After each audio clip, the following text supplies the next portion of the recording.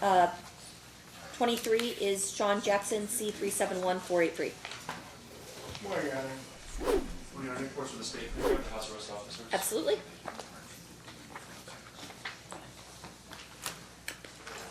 How are you today, Judge? Good. How are you? Yeah. Happy to be here. All right. Oh, yeah.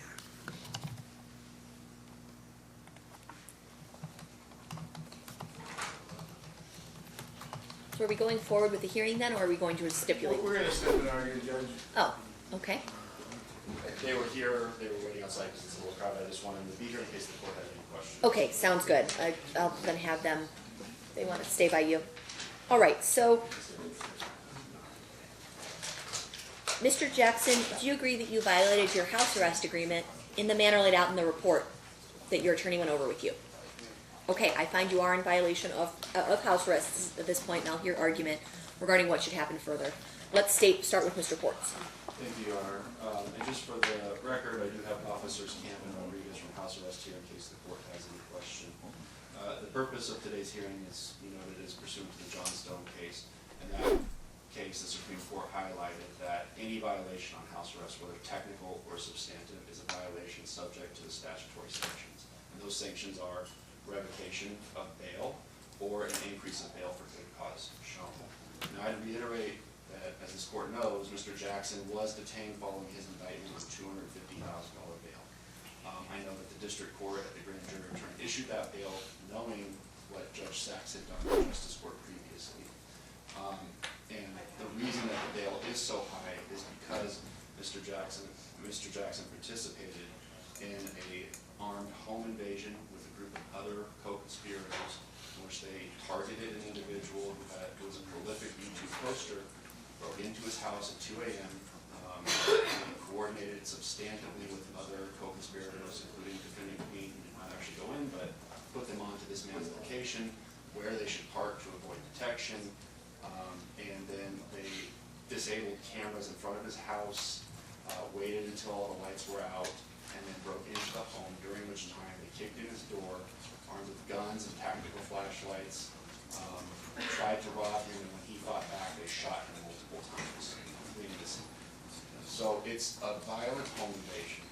It was very deliberate, very targeted, and that's why his bail was so bad. I understood and understand this court's position that, listen, if there wasn't at that time additional information that this court could justify continuing to detain him at the $250,000, and your hands were tied, in a sense, to kind of release him back on the OR that Judge Sachs originally put him on. And, you know, the state respectfully disagreed, but at this point in time, we now have this individual who's been given this gift of being reinstated in house arrest, violating multiple curfew violations, not staying in his residence, and what's more important to the state's mind, he's actually lying.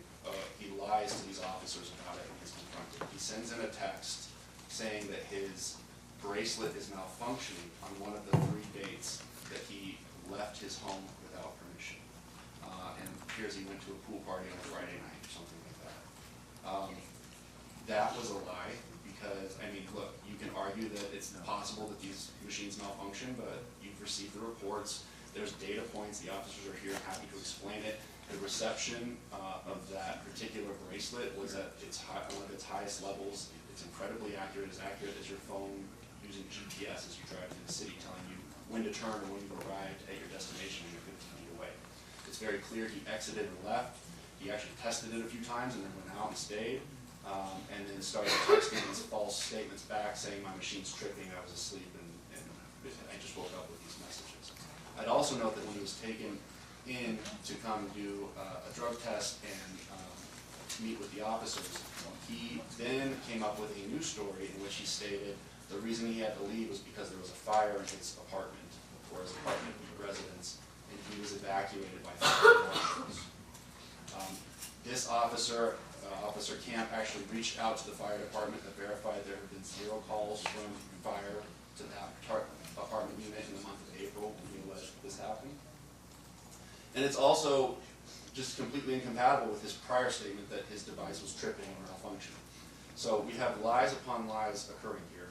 And while he's there, he repeatedly reiterates to these officers that, listen, the judge is just gonna let me out. Like, you don't need to detain me, the judge is gonna release me. So he expects to be released. He expects that there is no repercussion. This violation, while it is technical, is still a violation that is subject to the sanctions that we've listed.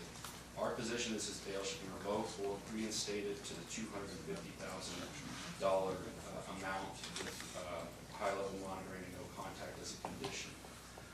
The only other thing I would add, Your Honor, is at the bail hearing, when he was placed back on house arrest, the court was inquiring whether there was new information that hadn't been presented to Judge Sachs, additional evidence tying defendant Jackson to this violent home invasion where someone was almost killed. And there is now, I didn't have it at that time, but we have Instagram return records from his co-conspirator, McDuffie, that show him and the other 3 males just prior to the home invasion in Henderson where the victim was shot. They're at a Winco on Stephanie, and they are all dressed in identical clothing, including the defendant who has a distinctive set of blue sweatpants and colored shoes. I have pictures that the court would like to see, with white writing on the leg, of him with his co-conspirators walking up to the victim's house prior to the home invasion and attempt murder, and then fleeing after the shooting takes place. So there is evidence of him with his co-conspirators in the same clothing, just in minutes or and within an hour before the home invasion in Henderson. They have guns, they're flashing gang signs, and then they go and commit this robbery again in the same clothing. So there's additional evidence tying him to what is, to the state's mind, an offense that does not merit a house arrest release. So I think under the statute, there's good cause shown both for these house arrest violations and the additional evidence tying into these offenses that merit a bail setting of at least the $250,000 for set of justice. Thank you, Mr. Portz. Turning to you, Mr. Patrick. Thank you, Anna. I think the first thing that the court needs to remember is that Sjean's a 16-year-old child. He's not an adult. He may be charged as an adult, but he's still a child and has childish thoughts and actions. Before I forget, this hearing is about him whether or not he broke curfew and went outside of his residence past curfew. This is not about presenting additional evidence.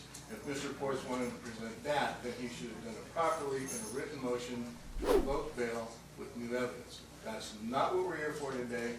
That should not be any part of the court's decision today, is whether or not there is a video from Winco. This is all about the house arrest officers and whether or not My big concern was the extremely short leash I had him on for house arrest. I'm His sorry, I put him on a very short leash.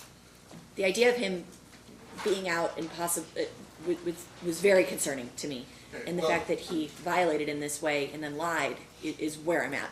That's my concern. And if I may, Your Honor, he was out in his apartment complex. And like I said, Sjean's a 16-year-old child. When you say be at home, and I'm sure these officers explained the conditions very clearly, but he thought at home, at the pool in my apartment complex, or outside.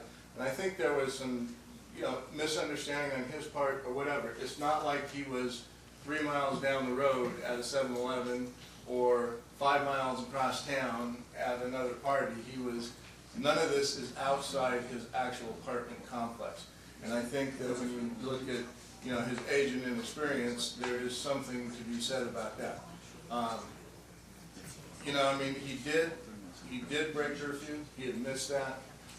He does go to school, maybe not as regularly as anybody would like, but he does go to school. I don't know if an actual urine analysis was done when he was brought in, but according to Sjean, if it was negative. Is that correct, officer? Yes. Yes. So he's not out doing drugs.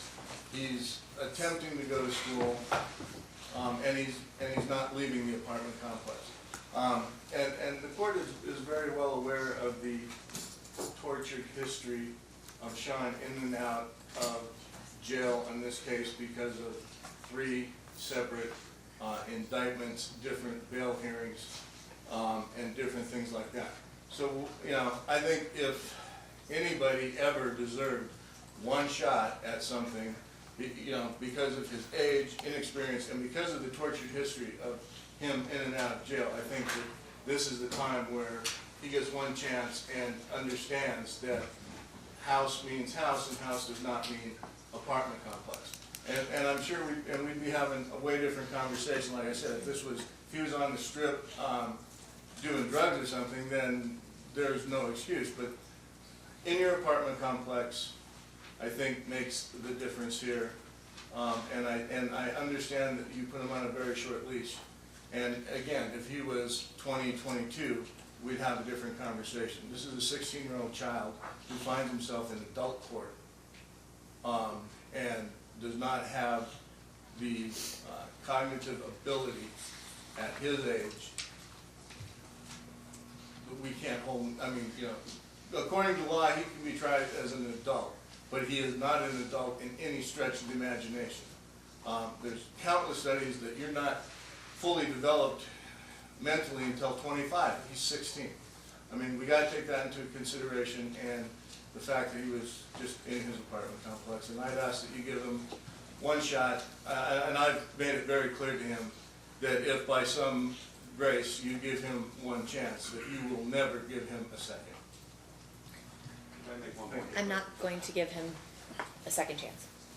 At this point, I am not going to reinstate house arrest. What I'm going to do is reset the bail at $150,000 with level 4 PCU. No contact with co-defendants, no contact with victims. We're going to see you for the writ of habeas corpus on next Wednesday. Very good, thank you, Your Honor. On 19?